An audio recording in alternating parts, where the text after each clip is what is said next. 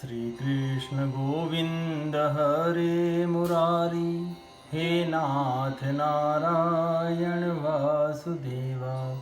श्री कृष्ण गोविंद हरे मुरारी, हे नाथ नारायण वासुदेवा। हे नाथ नारायण वासुदेवा, हे नाथ नारायण वासुदेवा। श्रीमद्भागवत चतुर्थ स्कंध अथ एकोनविंशोऽध्याय।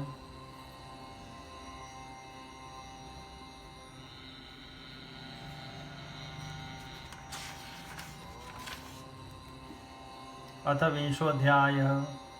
महाराज पृथु की यज्ञशाला में श्री विष्णु भगवान का प्रादुर्भाव।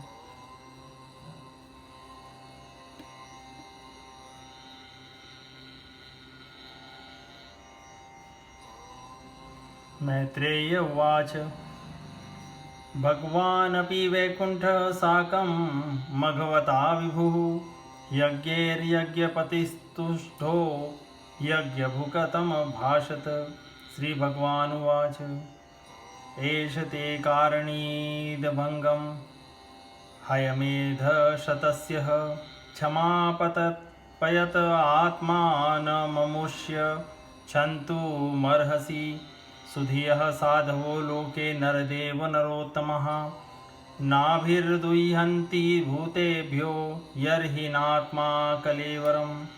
श्री मैत्रेय जी कहते हैं, विदुर जी, महाराज पृथु के 99 यज्ञों से यज्ञ भोक्ता यज्ञेश्वर भगवान विष्णु को भी बड़ा संतोष हुआ।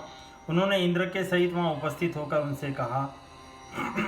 श्री भगवान ने कहा, राजन, इंद्र ने तुम्हारे 100 अश्वमेध पूरे करने के संकल्प में विघ्न डाला है। अब ये तुमसे क्षमा चाहते हैं, तुम इन्हें क्षमा कर दो। नरदेव, जो श्रेष्ठ मानव साधु और सद्बुद्धि संपन्न होते हैं, वे दूसरे जीवों से द्रोह नहीं करते, क्योंकि यह शरीर ही आत्मा नहीं है।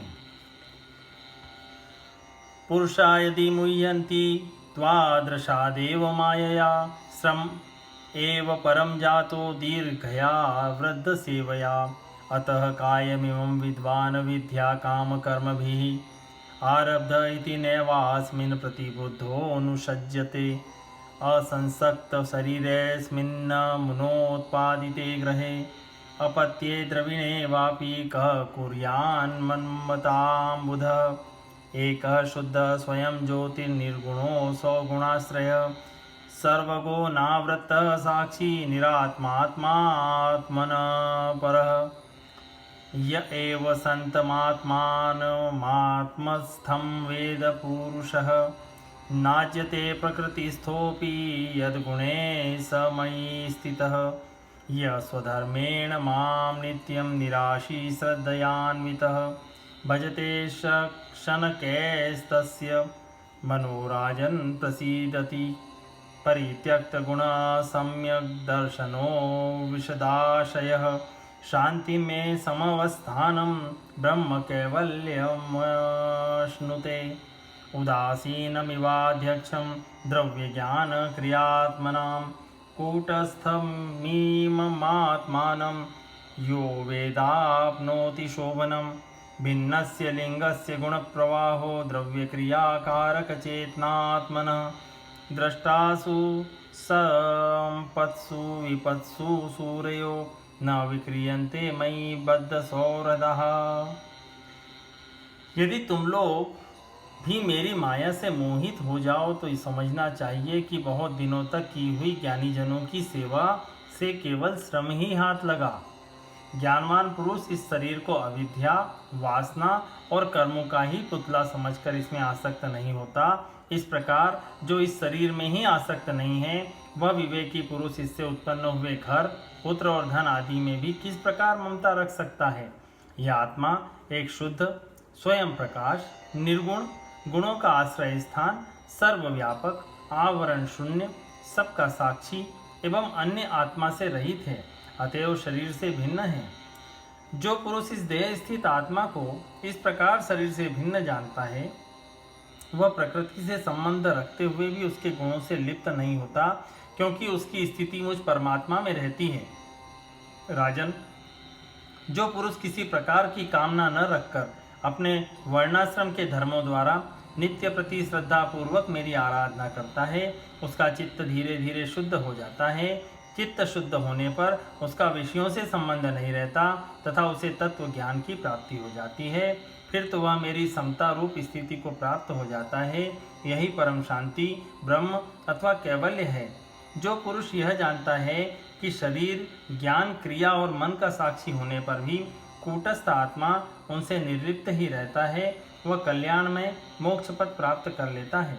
राजन, गुण प्रवाह रूप आवागमन तो भूत, इंद्रिय, इंद्रियाभिमानी देवता और चिदाभास, इन सबकी समष्टि रूप परिच्छिन्न लिंग शरीर का ही हुआ करता है।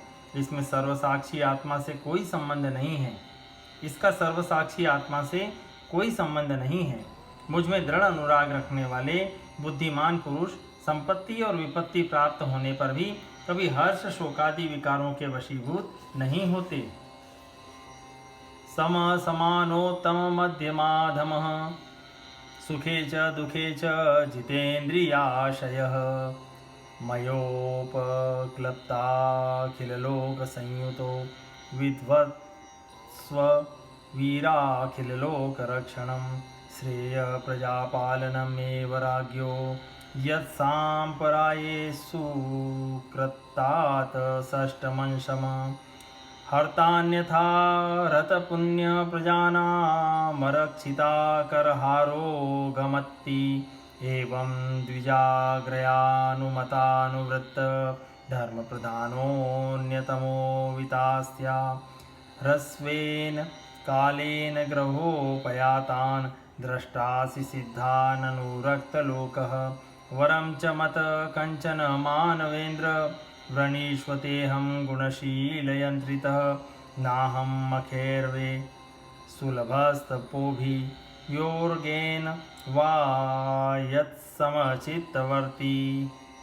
इसलिए वीरवर, तुम उत्तम, मध्यम और अधम पुरुषों में समान भाव रखकर सुख दुख को भी एक सा समझो तथा मन और इंद्रियों को जीतकर मेरे ही द्वारा जुटाए हुए मंत्री आदि समस्त राजकीय पुरुषों की सहायता से संपूर्ण लोकों की रक्षा करो।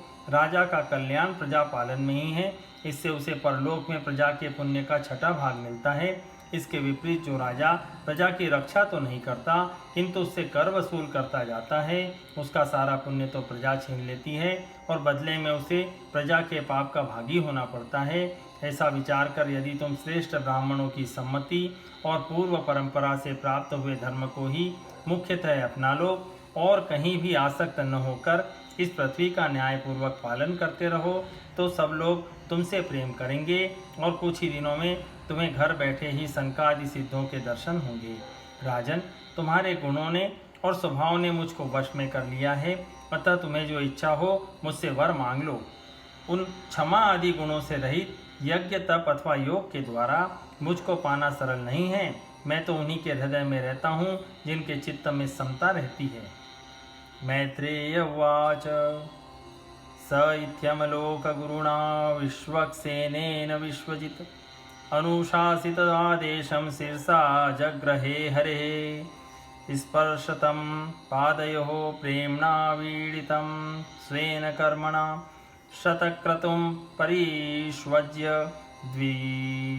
विद्वेषं विससर्जः भगवानथ विश्वात्मा प्रथुनोपहृतार्हण समुज्जिहानया भक्त्या गृहीत चरणाम्बुजः प्रस्थानाभिमुखोऽप्येन मनुग्रह विलम्बितः पश्यन् पद्मपलाशाक्षो न प्रत्यस्थे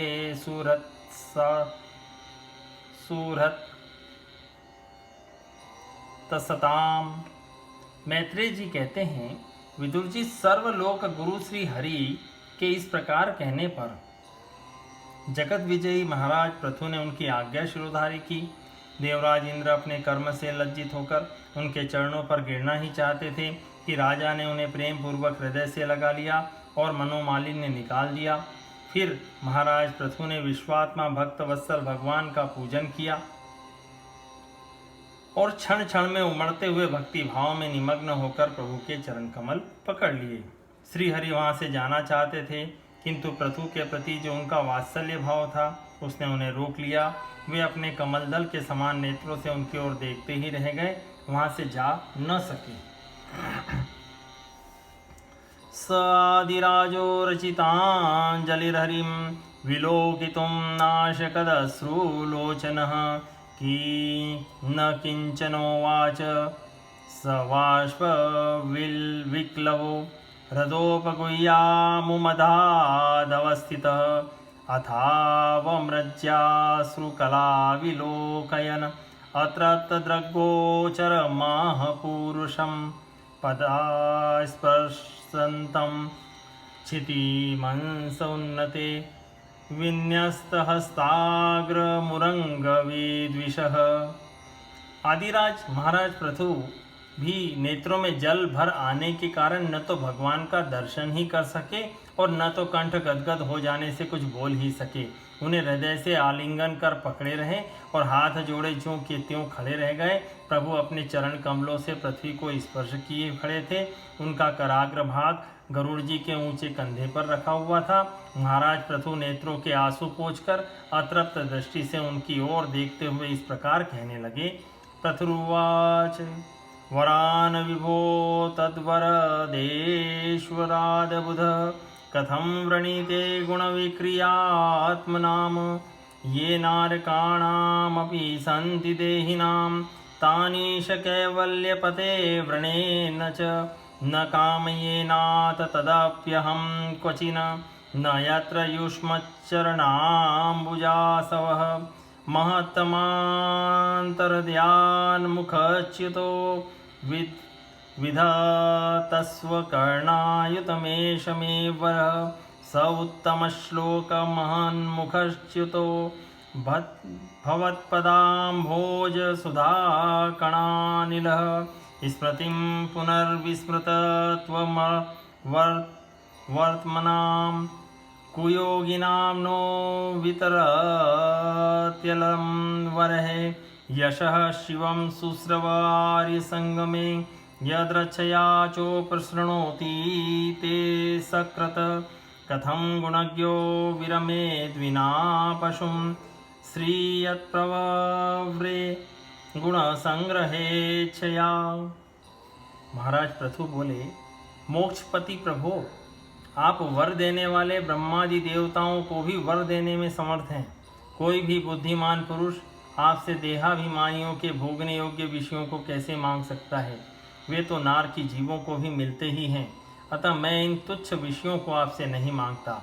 मुझे तो उस मोक्ष पद की इच्छा भी नहीं है जिसमें महापुरुषों के हृदय से उनके मुख द्वारा निकला हुआ आपके चरण कमलों में मकरंद नहीं है। आपके चरण कमलों का मकरंद नहीं है, जहाँ आपकी कीर्ति कथा सुनने का सुख नहीं मिलता। इसलिए मेरी तो यही प्रार्थना है कि आप मुझे 10,000 कान दे दीजिए, जिससे मैं आपके लीला गुणों को सुनता ही रहूं। पुण्य कीर्ति प्रभु, आपके चरण कमल मकरंद रूपी अमृत कणों को लेकर महापुरुषों के मुख से जो वायु निकलती है, उसी में इतनी शक्ति होती है कि वह तत्व को भूले हुए हम कुयोगियों को पुनः तत्व ज्ञान करा देती है। अतः हमें दूसरे वरों की कोई आवश्यकता नहीं है। उत्तम कीर्ति वाले प्रभु, सत्संग में आपके मंगल में सुयश को देववश एक बार भी सुन लेने पर कोई पशु बुद्धि पुरुष भले ही तृप्त हो जाए, गुणग्राही उसे कैसे छोड़ सकता है। सब प्रकार के पुरुषार्थों की सिद्धि के लिए स्वयं लक्ष्मी जी भी आपके सुयश को सुनना चाहती हैं। अथा भजे त्वाखिल पुरुषोत्तमं गुणालयं पद्मकरेवलालसः अप्यावयोरेकपतिस्पृदो कलीर्न स्यात्कृतत्वचरणे कथानयोः जगज्जनन्यां जगदीशवैशसं स्यादेव यत्कर्मणि न समीहितं करोषि फल्गवप्युरुदीनवत्सलः स्व एव धीष्णेभिरतस्य किं तया भजन्त्यथ त्वामत एव साधवो व्युदस्तमाया गुणविभ्रमोदयं भवत्पदानुस्मरणाद्रते सतां निमित्तमन्यद् भगवन्न विद्महे मन्ये गिरं ते जगतां विमोहिनीं वरं वणिष्वेति भजन्तमाथ यत् वाचानुतन्त्या यदि ते जनोसितः कथं पुनः कर्म करोति मोहितः त्वन्माययाधा जनैष खण्डितो यदन्यदाशास्तरितात्मनो बुधः यथा चरेब्दालहितं पिता स्वयं तथा त्वमेवार्हसि न समेहितुम्। अब लक्ष्मी जी के समान मैं भी अत्यंत उत्सुकता से आप सर्वगुण धाम सर्वोत्तम पुरुषोत्तम की सेवा ही करना चाहता हूँ, किंतु ऐसा न हो कि एक ही पति की सेवा प्राप्त करने की होड़ होने के कारण आपके चरणों में ही मन को एकाग्र करने वाले हम दोनों में कलह छिड़ जाए। जगदीश्वर जगत जननी लक्ष्मी जी के हृदय में मेरे प्रति विरोध भाव होने की भी संभावना तो है ही, क्योंकि जिस आपके सेवा कार्य में उनका अनुराग है उसी के लिए मैं भी लालायित हूँ, किंतु आप दीनों पर दया करते हैं, उनके तुच्छ कर्मों को भी बहुत करके मानते हैं। इसलिए मुझे आशा है कि हमारे झगड़े में भी आप मेरा ही पक्ष लेंगे। आप तो अपने स्वरूप में ही रमण करते हैं, आपको भला लक्ष्मी जी से भी क्या लेना है। इसी से निष्काम महात्मा ज्ञान हो जाने के बाद भी आपका भजन करते हैं। आपके माया के कार्य अहंकार आदि का सर्वथा आप में माया के कार्य अहंकार आदि का सर्वथा अभाव है। भगवान, मुझे तो आपके चरणों का निरंतर चिंतन करने के सिवा सत्पुरुषों का कोई और प्रयोजन ही नहीं जान पड़ता। मैं भी बिना किसी इच्छा के आपका भजन करता हूँ। आपने जो मुझसे कहा कि वर मांग, सो आपकी इस वाणी को तो मैं संसार को मोह में डालने वाली ही मानता हूँ। यही क्या, आपकी वेद रूपा वाणी ने भी तो जगत को बांध रखा है। यदि उस वेदवाणी रूप रस्सी से लोग बंधे न होते तो वे मोहवश सकाम कर्म क्यों करते। प्रभो, आपकी माया से ही मनुष्य अपने वास्तविक स्वरूप आपसे विमुख होकर अज्ञानवश अन्य स्त्री पुत्र आदि की इच्छा करता है। फिर भी जिस प्रकार पिता पुत्र की प्रार्थना की अपेक्षा न रखकर अपने आप ही पुत्र का कल्याण करता है, उसी प्रकार आप भी हमारी इच्छा की अपेक्षा न करके हमारे हित के लिए स्वयं ही प्रयत्न करें। मैत्रेय उवाच इत्यादिराजेन नुत स विश्वद्रक तमाह राजन् मयि भक्तिरस्तु ते दृष्टये दृशीधीर्मयि ते कृतायया माया मदीया तरति स्म दुस्तयजाम। श्री मैत्रेय जी कहते हैं, आदिराज पृथु के इस प्रकार स्तुति करने पर सर्वसाक्षी श्री हरि ने उनसे कहा, राजन, तुम्हारी मुझ में भक्ति हो। बड़े सौभाग्य की बात है कि तुम्हारा चित्त इस प्रकार मुझ में लगा हुआ है। तत्त्वं कुरु मयादिष्टम प्रमत्त प्रजापते मदादेश करो लोक सर्वत्राप्नोति शोभनम। ऐसा होने पर तो पुरुष सहज में ही मेरी उस माया को पार कर लेता है, जिसको छोड़ना या जिसके बंधन से छूटना अत्यंत कठिन है। अब तुम सावधानी से मेरी आज्ञा का पालन करो। प्रजापालक नरेश, जो पुरुष मेरी आज्ञा का पालन करता है उसका सर्वत्र मंगल होता है। मैत्रेय उवाच इति वैन्यस्य राजर्षे प्रतिनन्दार्थवद्वच पूजितोऽनुगृहीत्वैनं गन्तुचक्रे च्युतो मतिं देवर्षि पितृगन्धर्व सिद्धचारणपन्नगः किन्नराप्सरोऽसोमर्त्या खगा भूतान्यनेकशः यज्ञेश्वरधिया राज्ञा वाग्विताञ्जलिभक्तितः सभाजिता ययुः सर्वे वैकुण्ठानुगतास्ततः भगवानपि राजर्षे सोपध्यायस्य चाच्युतः हरन्निव मनोमुष्य स्वधाम प्रत्यपद्यत अद्रष्टाय नमस्कृत्य नृपसन्दर्शितात्मने अव्यक्ताय च देवानां देवाय स्वपुरं ययो। श्री मैत्रेय जी कहते हैं, विदुर जी, इस प्रकार भगवान ने राजर्षि पृथु के सार गर्भित वचनों का आदर किया। फिर पृथु ने उनकी पूजा की और प्रभु उन पर सब प्रकार की कृपा कर वहां से चलने को तैयार हुए। महाराज पृथु ने वहाँ जो देवता, ऋषि, पितर, गंधर्व, सिद्ध, चारण, नाग, किन्नर, अप्सरा, मनुष्य और पक्षी आदि अनेक प्रकार के प्राणी एवं भगवान के पार्षद आए थे, उन सभी का भगवत भक्ति से भक्ति पूर्वक वाणी और धन के द्वारा हाथ जोड़कर पूजन किया। इसके बाद वे सब अपने अपने स्थानों को चले गए। भगवान अच्युत भी राजा पृथु एवं उनके पुरोहितों का चित्त चुराते हुए अपने धाम को सिधारे। तदनंतर अपना स्वरूप दिखाकर अंतर ध्यान हुए। अव्यक्त स्वरूप देवादिदेव भगवान को नमस्कार करके राजा पृथु भी अपनी राजधानी में चले आए। इति श्रीमद्भागवते महापुराणे पारमहंस्यां संहितायां चतुर्थ स्कंदे विंशोऽध्याय सम्पूर्णम्।